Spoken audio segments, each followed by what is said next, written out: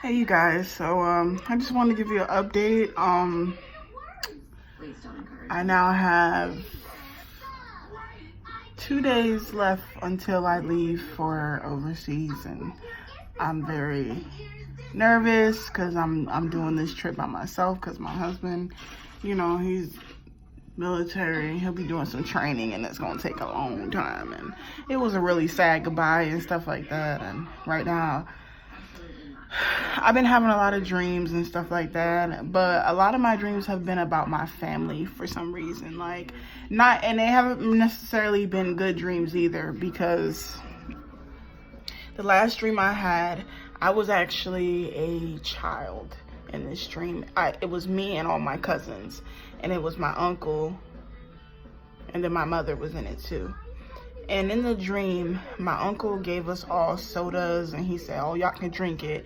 Y'all can drink all this soda and stuff like that. Go ahead, eat however much you want, this and that. And I was, eating, drinking soda with the rest of my cousins. And it was like a birthday party. It almost seemed like a birthday party. But anyway, sorry, my hair is I'm growing out my hair, so look how curly it is, y'all. Yeah, I got really curly hair. My daughter too. But anyways, so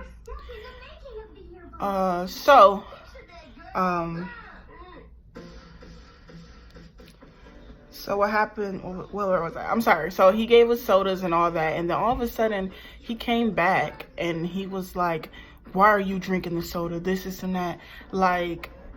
And he was only talking to me. He wasn't talking to everybody. All my other cousins and brothers and sisters were just drinking the soda and eating. He didn't say anything to them. But when it came to me, they just started going off on me. Seriously, why did you drink all the soda? This and that. And I'm like, what are you talking about? You told us that all of us could drink some of the soda and eat the food. But I guess you weren't. Basically, I was like, so I wasn't allowed to eat or drink anything.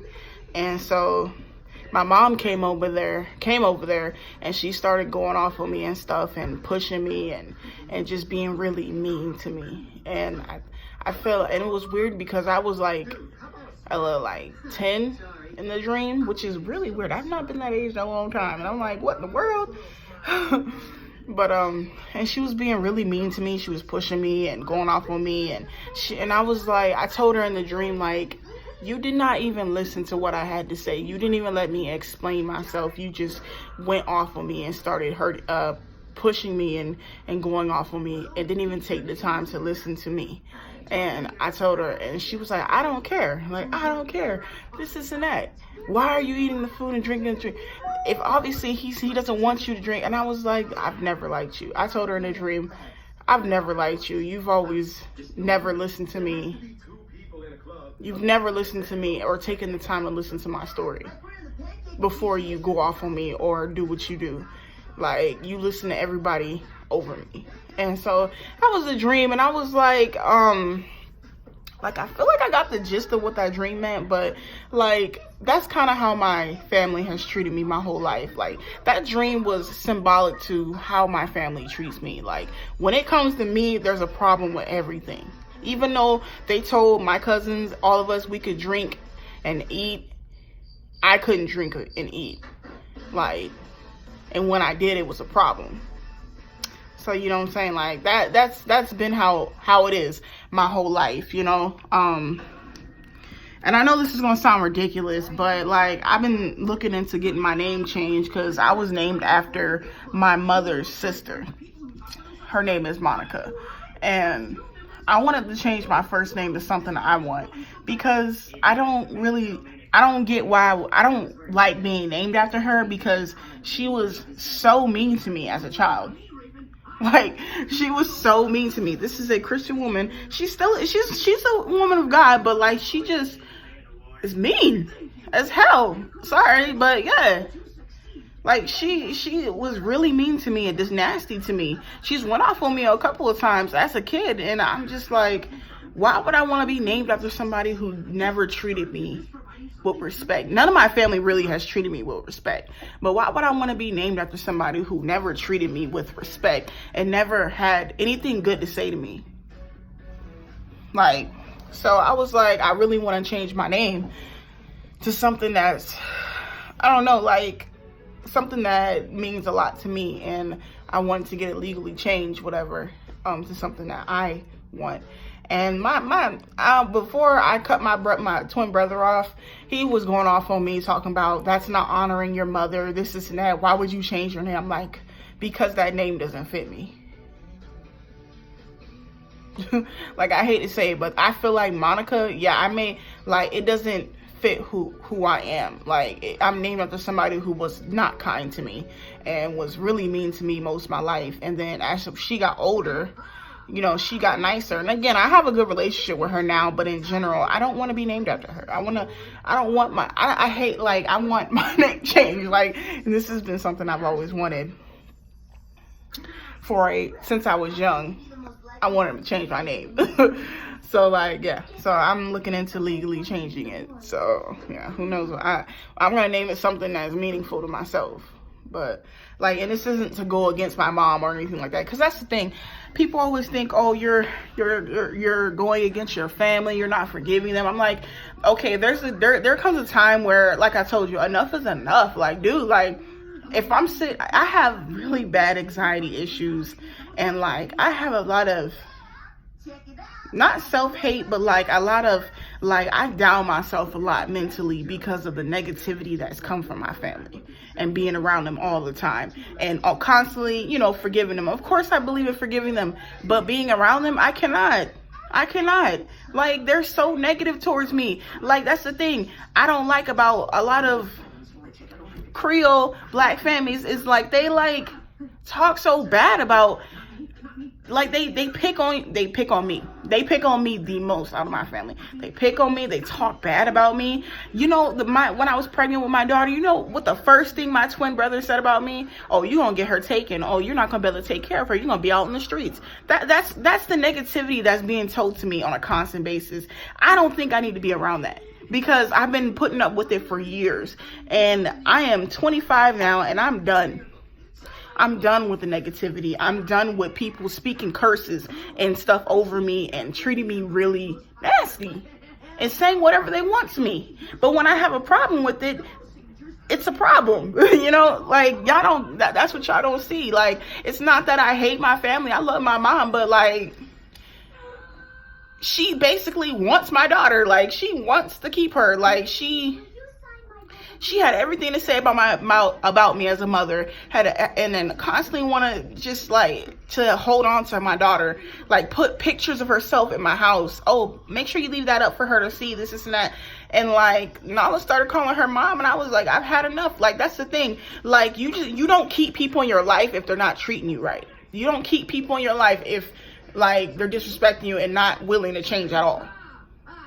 Cause, like, and then I carried a lot of that attitude and stuff into my marriage that I've had to seek freaking mental help for, because I had I'm still seeking God and still trying to change now as a wife. Like, my husband puts up with a lot, and I've had to learn how to shut up and just live and stop critiquing everything, because I was critiqued so damn much. Like, my daughter was getting really, really bad because I wasn't disciplining her at all, because I was scared of being like my stepfather and stuff. And so she was getting really bad to the point where nobody wanted to watch her.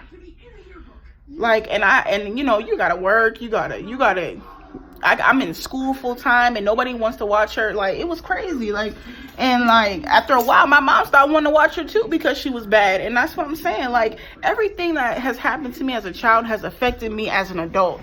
And I'm at this point where I'm not trying to let that affect me anymore, because it doesn't just affect your marriage and your life. It affects your relationship with God and stuff, because I be in my feelings when things don't go my way, because I'm just like, nothing ever goes my way.